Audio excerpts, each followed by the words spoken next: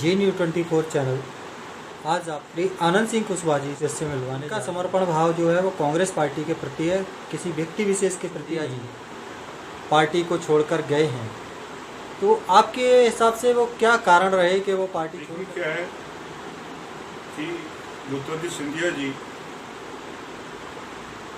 बहुत अच्छे नेता थे, काफी मेहनत करते थे, मगर जो उनका निर्णय था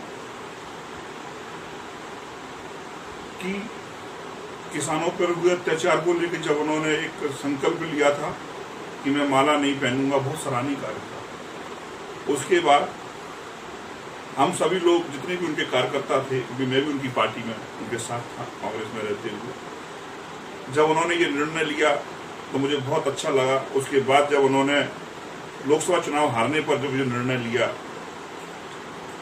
कि जो है उनके कार्यकर्ता, उनके सारे लोग जब ये बोलने लगे कि महाराज आपको तो चुनाव हार गए हैं, पद नहीं है, तो आप अपन को प्रदेश में आना पड़ेगा, मुख्यमंत्री की दौड़ में आप शामिल हो गए, मगर ये उचित नहीं था। क्यों नहीं था? उसका कारण था कि महाराज को उस समय निर्णय लेना चाहिए था कि मेरी जनता जनार्दन ने आज जब मुझे स्वीकार नहीं किया है तो इसका मतलब मेरी कार्यशैली में कहीं ना कहीं कोई कमी है और मुझे उसे संशोधित करना है। और उन्हें उस समय संकल्प लेना चाहिए था कि ये मेरी जनता जनार्दन, जब तक तुम मुझे स्वयं सम्मान नहीं दोगे, मुझे पुनः इस स्थान पर बैठाओगे नहीं, तब तक मैं कोई पद नहीं लूंगा। तो ये उनके लिए सराहनीय था। एक समय था कि आप प्रद्युम्न सिंह तोमर के साथ राइट हैंड के रूप में काम करते थे, क्योंकि प्रद्युम्न सिंह तोमर बीजेपी में ज्वाइन हो गए हैं, बीजेपी ज्वाइन कर लिया उन्होंने। तो ऐसे में अगर दोबारा चुनाव होते हैं तो अब वो राइट हैंड कौन होगा उनका? क्या उनको आपके हटने से नुकसान भी हो सकता है? देखिए, मैं जब प्रद्युम्न सिंह जी के साथ था तो मैं एक कांग्रेस में निष्ठावान सिपाही बन के उनके साथ कार्य करता था, क्योंकि वे उस समय कांग्रेस के लिए एक अच्छी सोच रखते थे। वो स्वयं कहते थे कि ये बीजेपी के लोग हमें खरीद फरोख्त कर रहे हैं, हमें नहीं बिकना है, हमें अपने संगठन के लिए काम करना है। मैं तो खुद स्वयं आश्चर्यचकित हूँ कि ये कैसे हो गया। ये लोग जो लोग बात करते थे कि हम कभी भी बीजेपी को ज्वाइन नहीं करेंगे और ये अचानक ये सब लोग क्या कर बैठे, मैं तो स्वयं आश्चर्यचकित हूँ। मैं आज तक भरोसा नहीं कर पा रहा कि ये लोग क्यों ऐसा कर रहे। सर्वप्रथम तो मैं आपको ये बता देना चाहता हूँ कि अभी प्रदेश सरकार ने जो योजनाएं इसको लेकर चलाया, कोरोना को लेकर चलाया है स्कीमों के तहत, उसमें सर्वप्रथम तो मैं आपको ये बता देना चाहता हूँ, क्या एक परिवार के लिए 10 किलो आटा पर्याप्त है? क्या उसके सभी सदस्य खा पाएंगे? 30 दिन चल पाएगा? उसके अलावा उन्होंने, चलो हम मानते हैं 500 रुपये दिए हैं, क्या उससे गैस, नमक, आटा को, अपना दूध, बत्ती, तेल, इन सब चीजों की पूर्ति कर पाएगा? क्योंकि उसके पास तो रोजगार ही नहीं है। उसके अलावा दूसरा मैं आपको बता देना चाहता हूँ कि स्कूल में शिक्षकों द्वारा 1.5 किलो गेहूं बच्चों को दिया जा रहा है, क्या उसके लिए महीने भर के लिए पर्याप्त है? और दूसरा, शिक्षक शिक्षा देने का काम कर रहे थे, वो आज अपना कार्य छोड़ के गेहूं तोल रहे हैं। तीसरी चीज कि आज एक परिवार के लिए अब जो आपने नया योजना निकाली है, उसमें 4 किलो गेहूं, 1 किलो चावल, 1 किलो दाल, इस तरीके से मुझे मालूम पड़ा दिया जा रहा है। क्या ये पर्याप्त है? एक परिवार के लिए आप खुद समझ सकते हैं कि एक वक्त में कितना अनाज लगता है और 30 दिन में कितना लगेगा। ये सरकार को सोचना चाहिए कि कैसे वो लोग अपना काम करेंगे, कैसे अपना जीवन यापन निभाएंगे। आज आने वाले समय में आप देख रहे हैं कि कितने मजदूर हमारे भूखे मर रहे हैं, क्या स्थिति आ गई है। आज हमारे यहाँ जो जानवर हैं वो भूखे मर रहे हैं। इंसानों की तो अपन हर तरफ से आप देखें कि ये सरकार कोरोना के नाम पर अरबों खरबों रुपए का घपला कर रही है और जनता के पास हकीकत में पूछा जाए तो वो पर्याप्त सामग्री आ ही नहीं पा रही है। मजदूरों की चर्चा चली है तो मजदूर इन दोनों सबसे ज़्यादा हल्कान है। पैसे वाला व्यक्ति तो 4 गुना किराया बुक करके ट्रेनों में सफ़र कर सकता है। उस मजदूर का क्या जो पैदल सड़कों पर चल रहा है और दुर्घटनाओं का शिकार हो रहा है, नंगे पैर चल रहा है, पैरों में छाले पड़ रहे हैं।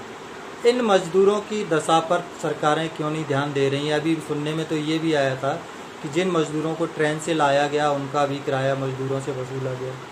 फिर सरकार ने सफाई दी कि नहीं साहब 85% सेंट्रल गवर्नमेंट दे रही है, बाकी का 15% स्टेट गवर्नमेंट दे रही है। इन सवालों में आप मजदूर को कहाँ देखते हैं? देखिए साहब, मैं आपको बता देना चाहूँ, ये सरकार तो अभी भी नहीं चेत रही थी।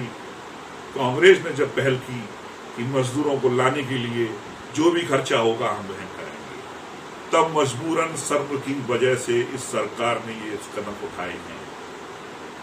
आज इस भारतवर्ष के अंदर अगर हमारी रीढ़ की हड्डी है तो मजदूर भी हैं किसानों के साथ साथ। हम अगर आज उनका साथ नहीं देंगे तो आने वाले समय में वो किसान भाइयों का भी हम पर से भरोसा उठ जाएगा। तो हमारा दायित्व बनता है मानवता के नाते, इंसानियत के नाते और प्रदेश में होने के नाते भी, केंद्र में होने के नाते भी, कि हम उनके ननिहालों को, उनके परिवारों को सुरक्षित आर्थिक मदद देके, खाने की सामग्री देके उन्हें उनके स्थान तक पहुंचाएं। किन मुद्दों को लेकर कांग्रेस मैदान में उतरने वाली है?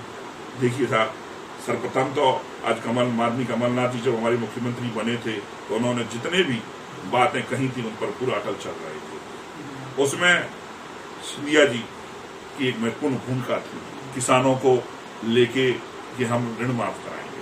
मैं ज्योतिरादित्य सिंधिया से पूछना चाहता हूँ, जब सरकार प्रदेश में बनी तो उन्होंने मध्य प्रदेश को कितना समय दिया, कितने समय वो मध्य प्रदेश के अंदर रहे और जनता के लिए कितना उन्होंने प्रयास किया। दिल्ली गए, दिल्ली से आए, सीधे क्षेत्र में गए और क्षेत्र में जाने के बाद अनाउंस कर दिया। हर पार्टी की एक अपनी अर्थव्यवस्थाएं होती है। कमलनाथ जी मुखिया थे, दोनों रूप से थे, मुख्यमंत्री के रूप में भी, प्रदेश अध्यक्ष के रूप में भी। तो ज्योतिरादित्य सिंधिया जी का कर्तव्य बनता था कि वो कमलनाथ जी से चर्चा करें, उसके बाद फिर क्षेत्र में अनाउंस करते, मगर ऐसा वो नहीं कर। सरकार किसकी बन रही है स्टेट में?